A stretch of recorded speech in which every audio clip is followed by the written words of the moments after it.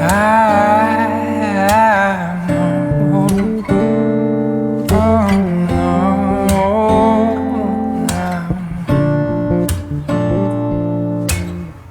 left to rise, buzz like crazy. Everybody's trying to stimulate it. Spiders in the mirror and feel this can't be right. Back to the scene of a Friday night, to a blessed collision still frozen tight. Spear drinkers, Cupid and the sound of her first chime. And why did you argue? We're dreaming of those eyes, the best part of my life. Hello friends, welcome. Good morning, afternoon. Welcome back. Oh, Kazi wants to come say hi, kid. No? He don't want to come on my lap, but he did come over when he heard me talking to you. I think he gets jealous when I talk to the camera. Instead of talking to him, I'm scratching his little bum. His little rump right here.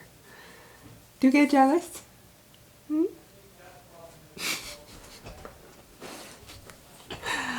Anyways, welcome back. So, it is Monday. We're starting another reading vlog today. And I have just finished some books yesterday, over the weekend, for last week's vlog, which was about 3 books that I was very excited about that I ended up being disappointed by every single one of them. So, he's just being loud again. So that was fun for me. So I am currently reading 2 books, and the first book is called Lord and Lady Spy by Shanna Galen. I don't know if I'm pronouncing that right. By Shanna Galen. This is a historical romance, and I believe this is like a Mr. and Mrs. Smith retelling, and I've only read the first 5 chapters, but I'm really enjoying it. It's very fun. I think the premise is super unique. This is a husband and wife pair who are spies, basically, and they were spies trying to capture Napoleon. So when Napoleon was captured, now they're both kind of out of work, but neither of them knew that the other one was a spy. That's a key detail I didn't say. So there's the Mr. and Mrs. Smith thing. And so they end up getting a new assignment to have one last chance to be a spy. And that is where I'm at right now. The writing is very accessible. This is a very fun read. It's pretty fast-paced. I think that it has a lot of action and a lot of intrigue, and I think it's just super unique. So I am reading this with Seasonally Booked Up, a book club hosted by Dana and Kelly. I will have them linked down below. As always, I often talk about them. I love Seasonally Booked Up. I joined it last year when they were reading Sarah MacLean, and that is how I fell in love with Sarah MacLean. So I love this book club. They're fabulous, and they do a great job, and this one is all about spies, so it's super fun. So I'm just going to be reading the day's chapters with that one throughout the week, and then my current audiobook, I'm kind of rotating between 2. So I am still listening to Marrying Winterbourne by Lisa Kleypas, second book in the Ravenel series, and then I am also just recently picked up Daughter of the Forest. Yes, my phone is down there. Daughter of the Forest by Juliette Marillier. I'm not sure if I'm saying that right either. This is a fantasy book, and I believe it's a little bit older, and I have had Juliette Marillier on my radar for a very long time. I have a couple of her books, but I started one of her books many years ago. I think it was a long time ago. I think it was Wildwood Dancing, and I really wasn't a huge fantasy reader at the time, and so I DNF'd it and haven't picked her up since, but I have kind of been collecting her books for a while because I don't know, sometimes I love fantasy books, if you didn't know. I love fantasy. Fantasy romance is a favorite subgenre of mine, but I love a good fantasy story so much. And the reason I picked up this book is because just this morning, Jesson from Jesson Reads Romance released her April TBR video, and this book was on there, and it's going to be part of the Smart Women Read Romance podcast in April. And I just thought, what a good time to read this. So the audiobook was on Audible for $5, so I just bought it and also bought the paperback because I'm extra like that. So I started that one. I'm 15 minutes into it. It seems like a really beautiful, lush, detailed fantasy, and honestly, that sounds amazing right now. It sounds like it does have a love story, but it may not be. I don't think it's a huge emphasis of it. I think that Jesson has said that before, but I really want to read this. I know Jesson loves it so much, and that's mainly why I want to read it. Also, I just kind of felt like I wanted something a little bit different because I'm reading a lot of historical romances, and I don't really feel like reading contemporary. I don't know, it just sounded good. So the premise of Daughter of the Forest is basically she is the seventh she's the seventh child, and she was supposed to be a son, but she's a daughter, and she is very like protected and loved by her brothers, and something happens with her dad. This is just me reading the back cover. With her dad marrying like an evil sorceress or something like that. That's pretty much all I know. I'll keep you updated as it goes. This is a very long audiobook. I think it's something like 24 hours, so it's gonna take me a long time, but I don't care. I'm excited. I just want something. I want something rich and fantastical, and I know this has a Celtic mythology base, and I love that so much, so I'm just very excited about it. So those are the reading plans so far. I'll keep you updated as we go. I may end up listening to Marrying Winterborn first, because that is a rental from the library, and it has to go back soon. So that's priority. And then I'll check in as I read the others. So I'll see you all in a little while.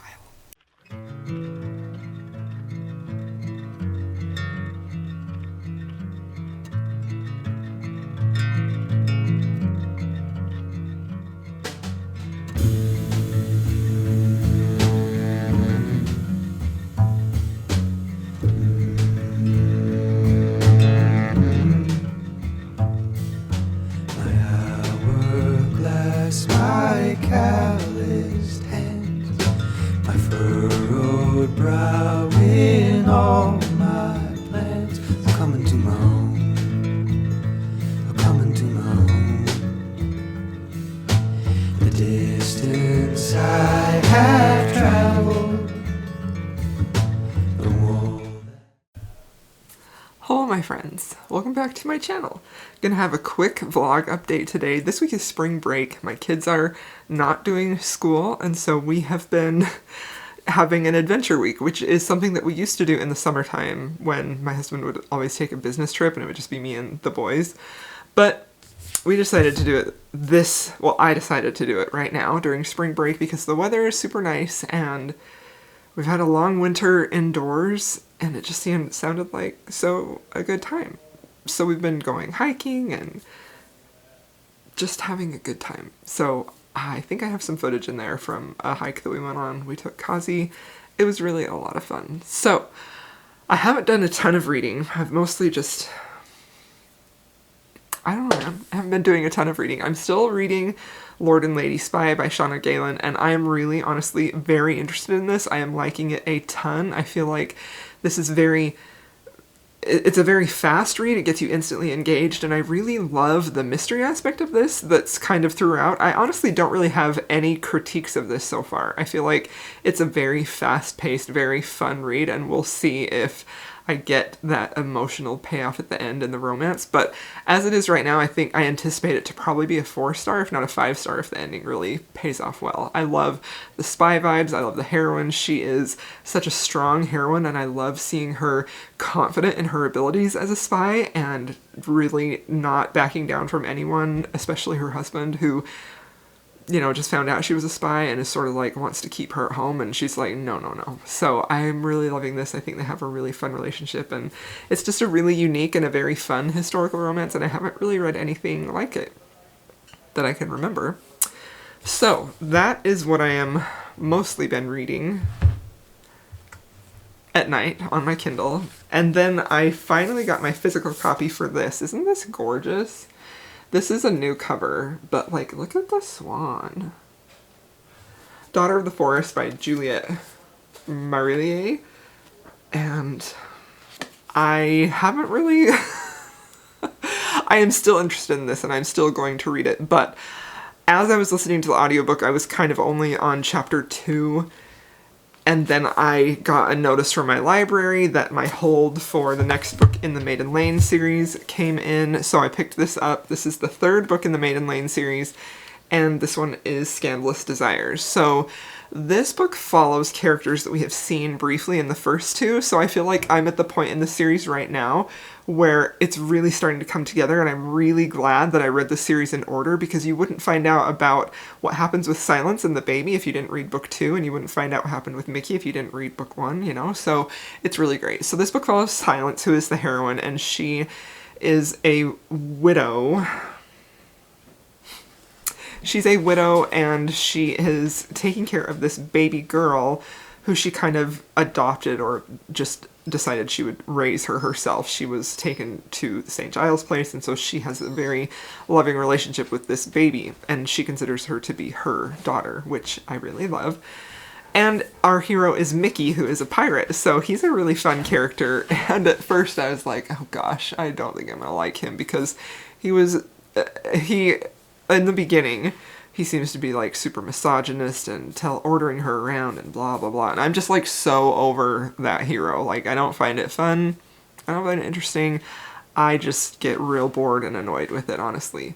But on the other hand, when we have a hero like that who is really like rough and tough and has like this dangerous persona about him, sort of like the, you know, like the I hate everyone but you, but not quite there all the way, like that type of character, hero, who really falls for the heroine and just absolutely is so soft and loving, and all of that guise of a hardened man is just like melts away because he just adores her so much. And that's exactly what's happening here, and that is my favorite type of hero, favorite type of romance, when we have this hard, gruff, tough guy who just melts into a little puddle for his woman. Is just the best thing ever. So that's what's happening here. I'm really happy, but I will say this is a very slow burn book. I'm 70% in, I'm almost finished with it, and things are just finally happening. I mean, we had a little bit of hints here and there, and some of them were a little bit off-putting to me, if I'm being totally honest.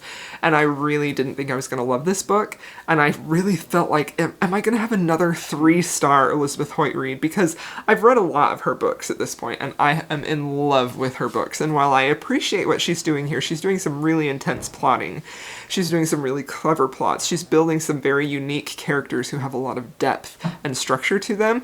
And she's also really dealing with some pretty dark topics. Like, I would say there are quite a lot of trigger warnings in this book. I think this is the closest, this series, I feel like each one gets a little bit more dark, is the closest that I have found that is a dark historical that is sort of similar to what Kerrigan Byrne does, but not that far. So if Kerrigan Byrne is too dark for you, maybe try these. They're definitely filled with a lot of morally gray characters, a lot of questionable actions, but it's just so interesting the way that it's written, because it really makes you feel and wonder, like, is it really bad? You know, like, it's really interesting. So I am really liking this, but I will say, like, I think the first, I wasn't loving it until just now. So unless, so I probably am not going to give this a 5-star review, just because I felt like I didn't really love overall. It took a long time to get the emotional payoff in their relationship, and I just really wanted a little bit more earlier. I wanted a little bit more hint, you know? And I just didn't really get that, and it was just very much driven, as can be often with her. I think she sometimes leans into the lust over love sometimes, and I don't love that necessarily, and I felt like that's the direction we were headed in this one, which was going to be similar to book 2. But she didn't. Like, she put in a lot of great tenderness and emotion just right now as the couple was finally together, and I really, really, really loved it. So I'm enjoying this a lot better now. But dang, it took me a long time to get there. So I think this one will also be a 4-star read for me. So yeah, I don't know. When that's finished, I would love to go back to this, but some of my library audiobooks are coming due. So maybe I'll just read this physically. I don't know. Like, I have to finish Marrying Winterbourne because that is in my library too. And it's due in a few days. So there we have it. There's my reading update. Really enjoying this one.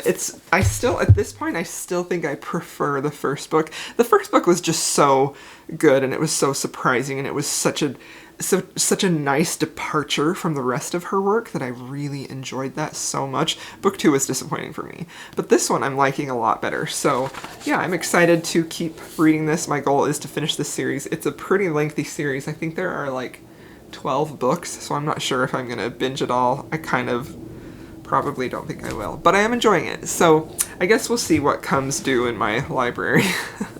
Alrighty, that's what's happening with my book reading, so I'll see y'all later. Hello, my friends. Welcome back. We're here. It's a new day. It's a new day of vlogging. So I just filmed my March wrap-up. And I think I got like 40 minutes of footage. Like, I try to make my wrap-ups shorter, but they always just end up taking so much time because I just won't shut up. I just talk. So let's talk about the book I finished. I finished Scandalous Desires. This is the third book in the Maiden Lane series. Last time I talked to you, I was really enjoying it, but I wasn't sure how it was gonna pay off in the end. So I ended up giving this 4 out of 5 stars. I think this is, well, I've read 3 in this series. This is my second favorite. Obviously, the first one I still think is my favorite. And a lot of that is just because I just didn't really love this hero in the beginning. Like, I don't know, I get real tired of a hero who's very domineering and whatever. I mean, the heroine in here, Silence, was great because she stood up to him 100% and never backed down. And even when he would try to order her around, she's like, whatever, dude, you know? So I loved that. But I just didn't really love the romantic buildup until we finally get to like 75% of the way through, and then I was like sold. It was so great. So I feel that's why this is really a 4-star and not a 5-star for me, is because for most of the book I was sort of like, it's good, it's fine, but then this ending, the ending really paid off for me. Like, the hero, he was great at that point. I didn't love him up until then, but at the ending, I super loved him. Alright, so let's talk about the new books that I'm reading. So I immediately started the 4th book in this series, which is, oh my goodness, Thief of Shadows. So Thief of Shadows, I have heard my friend Beth from Bee and Her Books talk about this, and she calls it basically the Virgin Batman. So I am very excited about that because we finally found out who the Ghost of St. Giles is at the end of book 3, which I'm not going to say because it's a huge spoiler. So if you want to read this series, that's one reason why I'm like, you got to read them in order so that you kind of find out those other mysteries and see what is happening. So we know who the ghost is, and this book is about the ghost, and I'm very excited about it because a Virgin Batman sounds fantastic. Yes, so I'm very excited about this. I'm about 12% into the audiobook, and I'm really liking it. So yeah, I have high hopes for this. I think this is going to be a 5-star read. Let's hope. And then I also picked up, well, I have a lot of books that I'm kind of in the middle of, but I am also currently reading When You Are Mine by Kennedy Ryan. This, I think, may be her debut. This is a book that I have had on my Kindle for freaking ever. This book was published in 2014, and it definitely feels like that era. Like, it has a very, like, old school new adult type of feel, even though these are adult characters. And this book is basically about the Bennett family. So in this book we have Walsh, who is the brother, the son in the Bennett family, and he ends up meeting the heroine right away in the beginning, but she's actually with his best friend. So there's going to be a lot of angst, I'm positive. I'm sure of it. So yeah, those are the books that we're reading. I'm also still reading Lord and Lady Spy by Shauna Galen, and I'm still really enjoying that. I have to finish that today for the Seasonally Booked Up live show tomorrow, so I'm very excited about that. Yeah, so I have some good books that I'm reading right now. I don't know what I'm gonna rate this Kennedy Ryan. I'm really curious to see, because I haven't really heard anybody talk about this, and very few of my friends have read it. but I want to read all of her books because I'm working on a guide to Kennedy Ryan, and I feel like I need to have all of her books read to finish that video. So, I'm gonna read that and listen to more historical romance, and I'll catch back up with you later.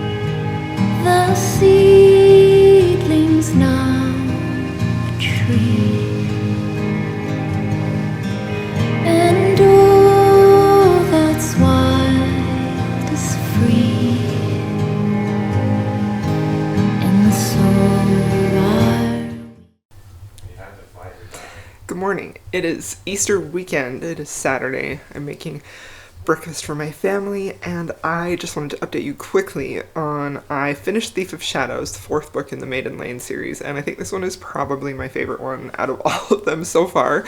This felt like the perfect build-up and execution of the complicated plot and all of the different, like, the main character the hero in this one, I can't say a lot without spoiling it, but you find out so much about him and his inner motivations, and he definitely has a superhero vibe, like, for sure.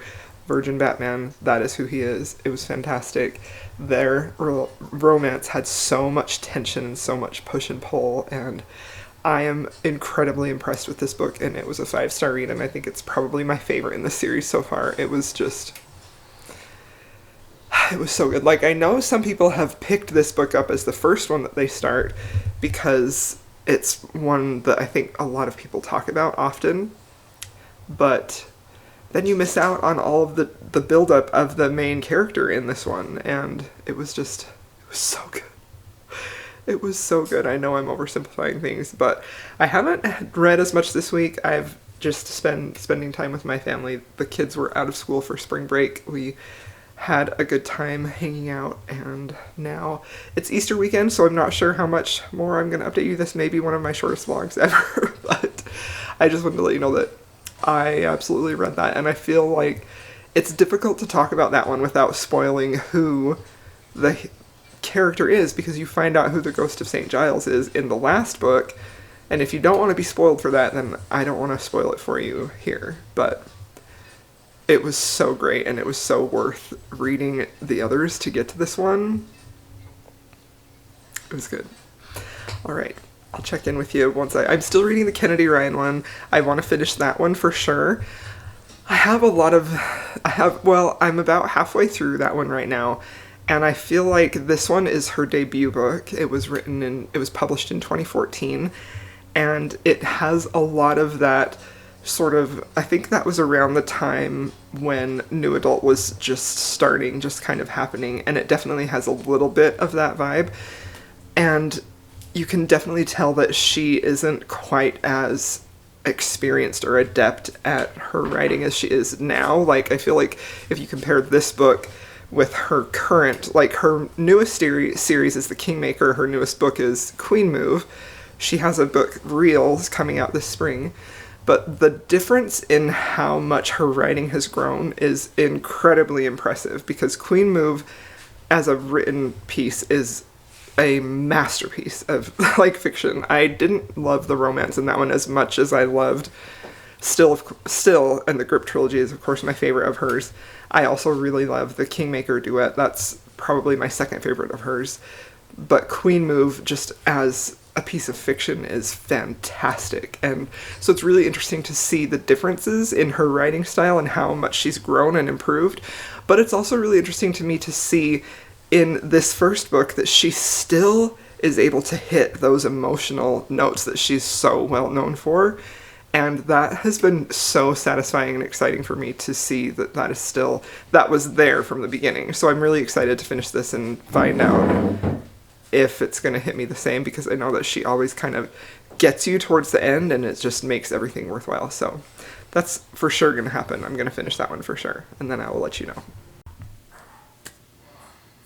Hello friends, we are here for the last update on this vlog, and I didn't finish Lord and Lady Spy. I haven't finished that yet. I do plan to finish it, but I'm not sure when I'll get to it. I just didn't have the time last week to read it physically, and this weekend, you know, with the holiday and everything, I just didn't get it done. So I do still plan to finish that, but I probably won't vlog it. I'll just include it in my wrap-up. But I did finish When You Are Mine by Kennedy Ryan. I believe, if you know and I'm mistaken, feel free to correct me in the comments, but I believe this is Kennedy Ryan's debut novel. It was published in 2014.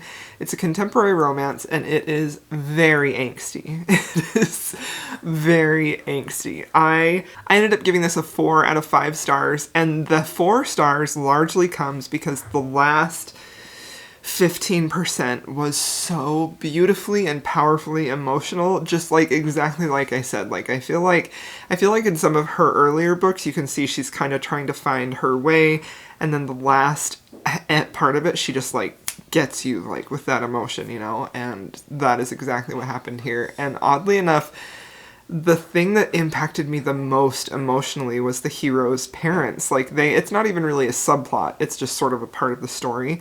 You learn a little bit about their story. They were divorced and all kinds of things happened. So I do want to say this book is very heavy. Like it talks about a lot of, it has a lot of heavy themes, so I'm going to list the trigger warnings. So if you consider those spoilers and you don't want to know about them, you can skip through right here. But there's trigger warnings for child abuse, sexual assault, loss of a child, loss of a parent, cancer.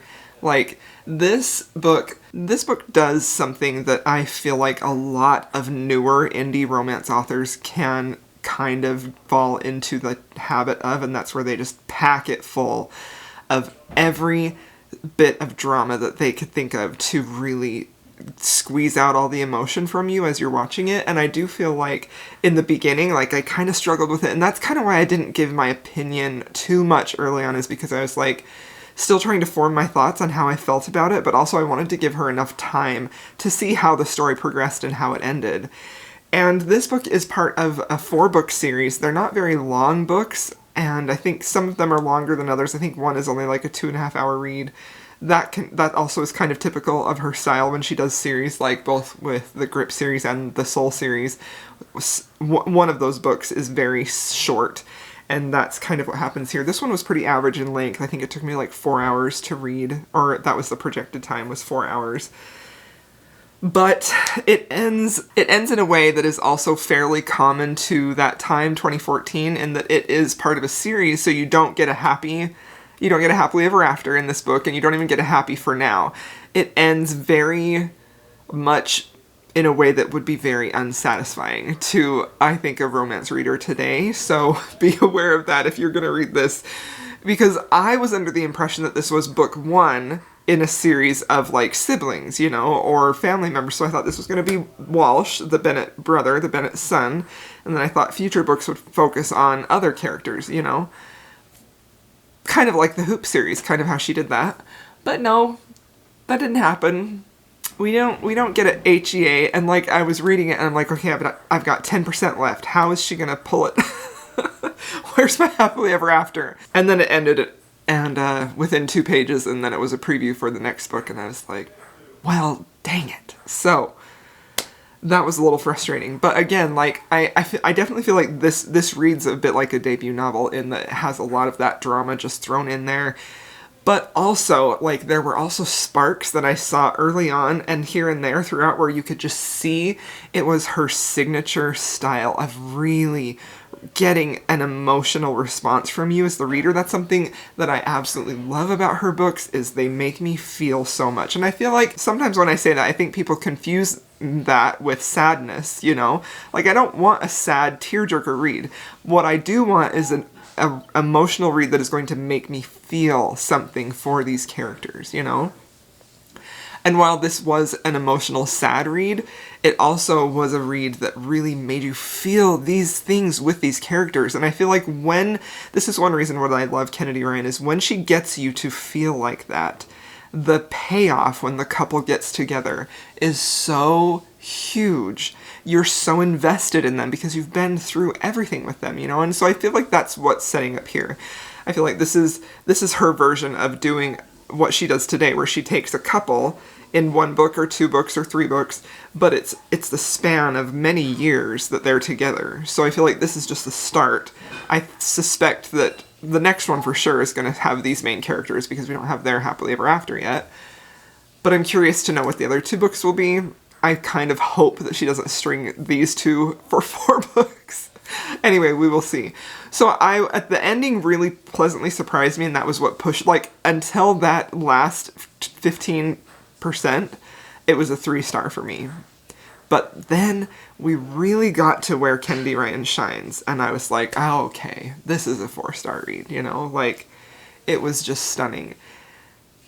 And I feel like the thing that is so very interesting about this is that you can literally see her talent in this book. That, like, her talent is so raw. Her storytelling ability, her ability to really communicate emotion, it's so blindingly present in this book, you know? Maybe not as much as in future books because it's not polished, right? But you can see that raw talent here, and you can see she's trying to find her way and figure out how she is going to tell the best story that she can. So that was so interesting to be able to read this first book and see the seeds of that progress, you know? And I'm sure this isn't the first book she's ever written. This, as far as I am aware, this is the first book that she has published. I'm not sure if she has published shorts. She has written short stories in a lot of anthologies, so I'm not sure where they fit in the timeline. I'm not sure if some came before or what. I suspect they were after. But just incredibly impressed with her talent, but also from a more, like, an outsider point of view, as someone who, you know, like, I'm an athlete and I'm also an artist, and with both of those things, it's not ever something that you are just snap and you have that ability, right? Of course you have people who are just insanely talented, and you do show sparks of talent, right? Like Kennedy did here. But this just proves to me just what a powerful thing working at your craft for a long time can do to your ability.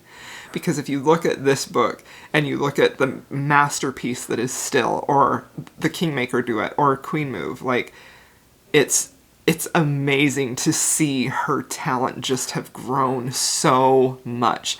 And you know that the thing that has been the difference has been work. And that is just so cool to me. Like, you know that what got her from this book to where she's at today is just a ton of freaking work and dedication to her craft. It's just so inspiring on just a very human level that I just love it so much. So that, the whole time I was reading this, I was like, this is one of the coolest reading experiences, because I dearly love Kennedy Ryan. She is without a doubt a top author for me, probably one or two. Like, I go back and forth between her and Sarah MacLean.